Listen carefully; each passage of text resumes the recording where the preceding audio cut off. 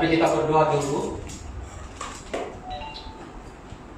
Bapa kami yang di surga, yang kami muliakan di dalam pribadi Kristus, mengucap syukur atas kesempatan ini. Sungguh pun kami terpaksa mengikuti SOP yang sudah dibenarkan oleh kerajaan, tapi kami yakin percaya cara kami meninggikan Tuhan tetap sama dengan tahun-tahun yang lepas. Sebab itu ada kalanya hati kami bersedih karena masa kami terbatas untuk bersama dengan teman-teman kami.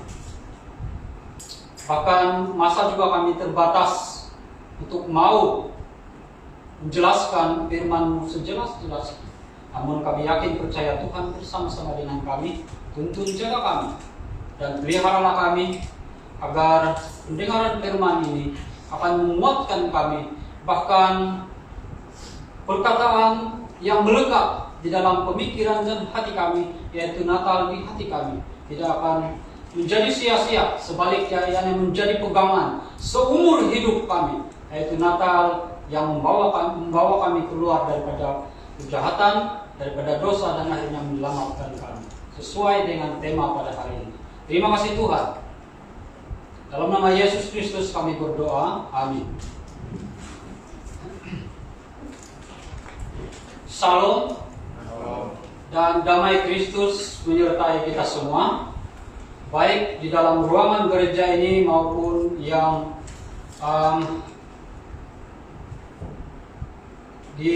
yang mengikuti live Facebook pada hari ini. Dan kita percaya bahwa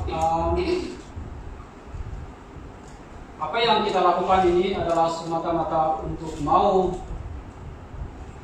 mengingati kelahiran Kristus.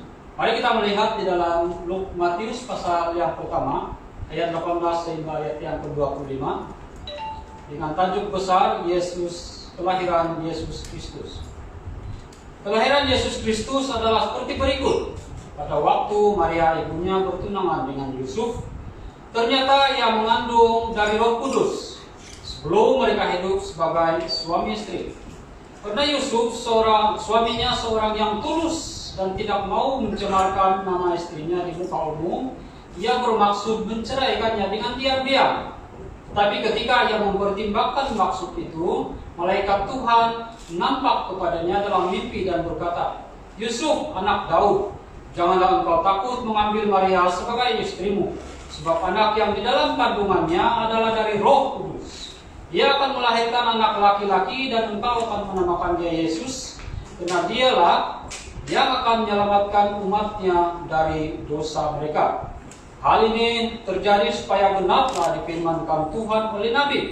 Sesungguhnya anak darah itu akan mengandung dan melahirkan seorang anak laki-laki, dan mereka akan menamakan dia Immanuel, yang berarti Allah menyertai kita." Sesudah bangun dari tidurnya, Yusuf berbuat seperti yang diperintahkan malaikat Tuhan itu kepadanya.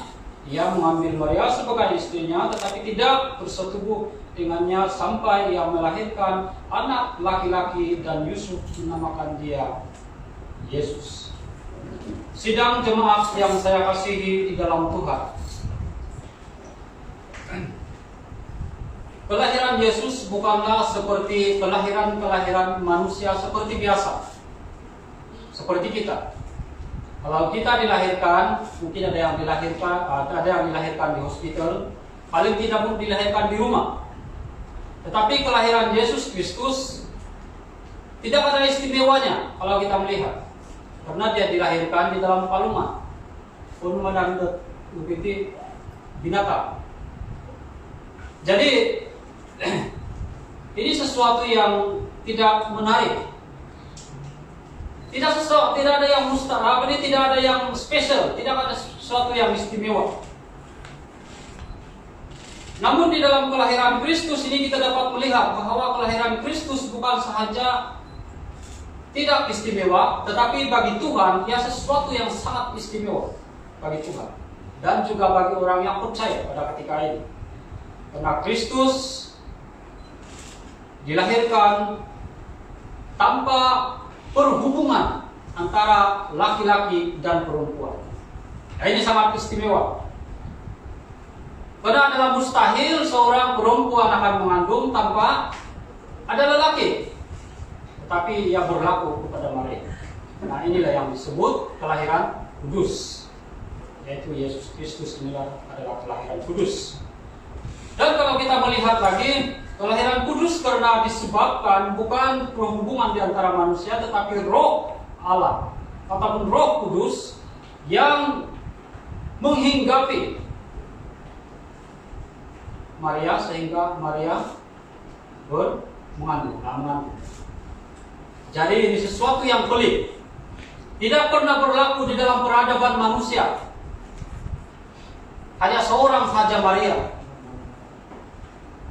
Bahkan sampai akhir zaman sekalipun perkara ini tidak akan berlaku. Hanya Maria seorang saja. Karena roh Allah yang menaungi dia.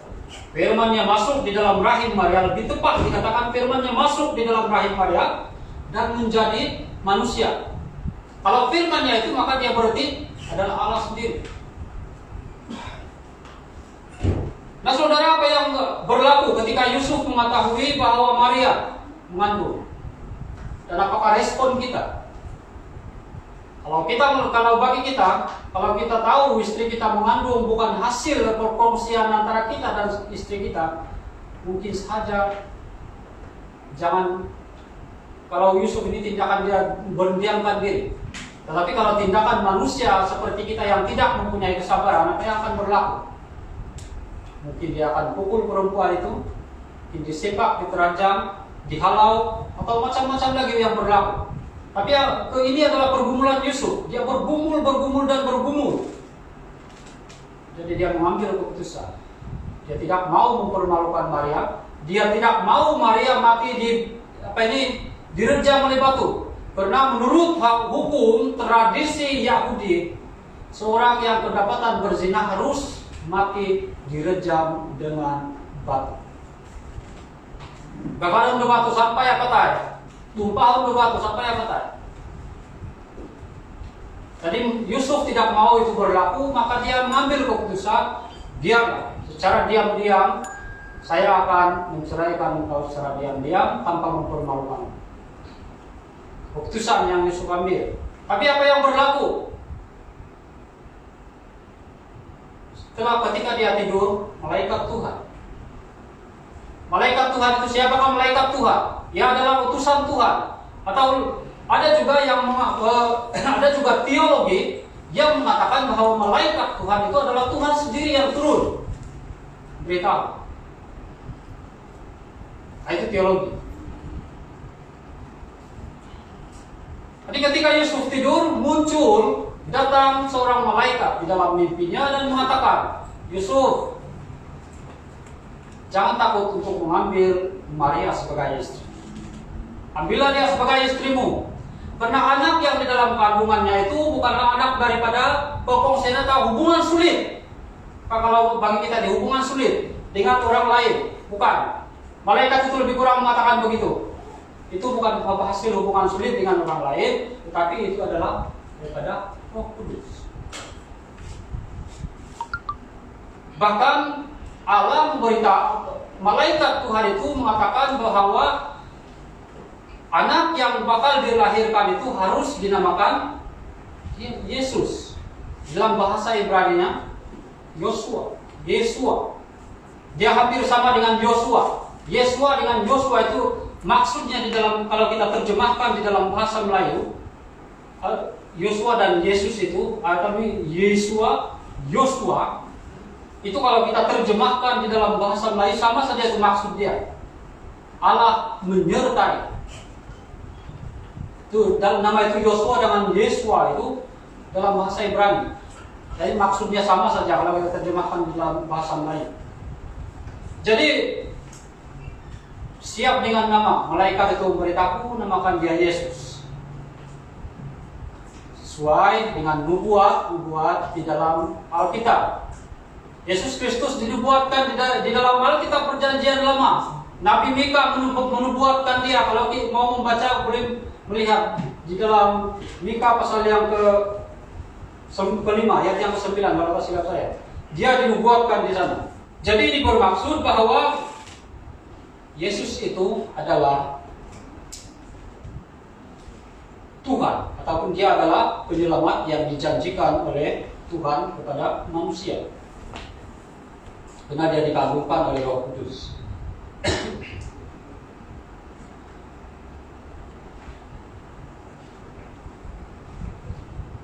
Boleh dilihat juga di dalam pembacaan kita sebentar tadi, hal itu terjadi supaya genaplah yang difirmankan Tuhan oleh Nabi, sesungguhnya anak darah itu akan mengandung dan melahirkan seorang anak laki-laki, dan mereka akan menamakan dia Immanuel, yang berarti Allah menyertai kita.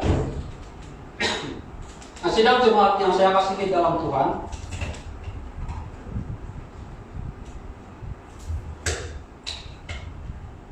Israel ada juga El di ujung dia, IL. Immanuel yang menjadi nama Yesus ini, ada juga perkataan di akhirnya adalah El, IL, Immanuel, Israel. Jika kita melihat di dalam bahasa Ibrani, El itu bermaksud menyertai. Atau juga ada yang mengatakan bahwa diberkati. Ini membawa maksudnya bahwa Israel sudah dipilih oleh Allah untuk memperlihatkan berkatnya kepada dunia ini, dan dia menyatakan berkat itu melalui Kristus kepada bangsa Israel. Dan akhirnya bukan saja di tempat itu yang dapat diselamatkan, tetapi dia keselamatan itu menjangkau kita semua sampai di dunia. Biarpun kita di Johor, tapi kita orang sahabat juga kan. Jadi El itu bermaksud Allah menyertai. Nah, ini bermaksud bahwa kalau Allah menyertai itu, maka dia akan memberkati. Kalau kita melihat perjanjian lama, ketika mereka keluar daripada tanah Kanaan, mereka keluar daripada tanah Mesir menuju ke tanah perjanjian, apa yang berlaku? Macam-macam benda berlaku bagi ini bangsa Yahudi. Ketika siang hari awan melindungi mereka dari cahaya matahari, ketika malamnya awan kemuliaan Tuhan menerangi mereka, bahkan macam-macam lagi yang mereka lalui. Kali kuasa yang daripada Tuhan, kuasa Tuhan, apapun Tuhan sendiri menyatakan penyertaannya, IL, menyertai.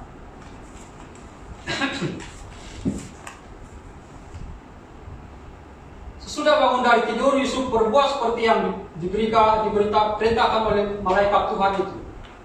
Dia mengambil Maria sebagai istri. Di dalam ayat yang terakhir, tetapi tidak bersetubuh dengan dia sampai dia melahirkan anak laki-laki. Tidak bersetubuh. Nah, ini yang saya maksudkan tadi. Dia tidak bersetubuh dengan Maria supaya kekudusan daripada kandungan Maria itu tidak dicemari oleh perbuatan antara laki-laki dan perempuan. Sebab itulah Yusuf tidak bersetubuh dengan Maria, memelihara kekudusan, memelihara kesucian, dan juga mungkin malaikat menegak Yusuf daripada bersetubuh dengan Maria sebelum anak itu dilahirkan. Nah, menahan diri ini bermaksud dia menahan dirinya daripada melakukan persetubuhan dengan Maria sebelum Kristus lahir. Sebab itulah Yesus ini dikatakan kudus, suci, tidak bercela, bahkan menjadi imam, bahkan menjadi juru selamat, karena kekudusannya tidak dicemari oleh perbuatan manusia. Kalau kita melihat Maria ini, dia menerima kehajaran, dia dipilih oleh Tuhan untuk menyatakan kasih Tuhan kepada dunia ini. Sifatnya Maria itu membuatkan dunia ini dapat menerima anugerah penyelamatan daripada Tuhan seperti tema ini. Melalui kelahiran Yesus Kristus kita diselamatkan. Melalui kelahiran Yesus Kristus, maka kita dapat melihat bagaimana kasih Tuhan dinyatakan di dalam dunia ini sehingga seluruh dunia. Saudara, kalau kita melihat, mari saya ego sekejap dulu, di mana bangsa ini sudah hampir setahun COVID-19 melanda seluruh dunia. Sudah jutaan nyawa yang hilang. Tetapi justru oleh karena kita disertai oleh Allah yang benar melalui Yesus Kristus, mari kita melihat bangsa kita. Mungkin saya tidak dengar, mungkin ada yang saya tidak dengar, tetapi belum ada satupun yang meninggal karena COVID-19. Kalau ada pun mungkin saya terlepas. Dan puji Tuhan, itu salah satu daripada kita dapat melihat bagaimana nama Kristus yang kita agungkan, Immanuel, ini benar-benar menyertai kita, menyelamatkan kita, sehingga kita tidak disentuh oleh penyakit. Saya mempunyai kesaksian sendiri selama PKP. Dari awal sehingga kini saya tidak pernah bercuti bekerja. Tapi puji Tuhan, tidak pernah pun saya merasakan bahwa saya dijangkiti oleh penyakit. Justru oleh karena Kristus ataupun namanya Immanuel melekat di dalam pribadi, menjadi pelindung kepada diri saya dan saudara saya. Mari kita imani hal ini, bahwa kelahiran Kristuslah yang menyelamatkan kita. Kalau dia tidak lahir, mungkin kita ada penyesalan. Mungkin juga ada keluhan kalau Kristus tidak lahir. Tapi inilah hakikat. Hakikat yang tidak akan dapat kita ubah, bahwa Immanuel yang melekat di dalam pribadi kita itulah kelahirannya yang menyelamatkan kita, sehingga kita tidak akan masuk di dalam jerat kejahatan. Mari kita berdoa. Tuhan, terima kasih. Ini doa kami. Yakin percaya Engkau melindungi kami. Bukan karena kematuhan esopik, salah satunya daripada kematuhan esopik yang melindungi kami, tetapi juga oleh karena nama Tuhan, oleh karena Tuhan yang menjadi pelindung kepada kami, yaitu Immanuel. Kalau Immanuel itu memberikan maksud Allah menyertai, maka di dalam aspek segala kehidupan kami sebagai orang percaya kepada Yesus Kristus itu adalah pribadi Tritunggal Allah.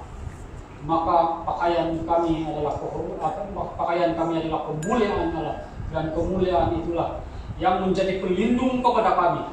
Hanya ucapan syukur dan terima kasih yang tidak terhingga kami, yang dapat kami berikan kepada Tuhan, dapat kami pulangkan kepada Tuhan karena kami tidak punya apa-apa. Terima kasih Tuhan.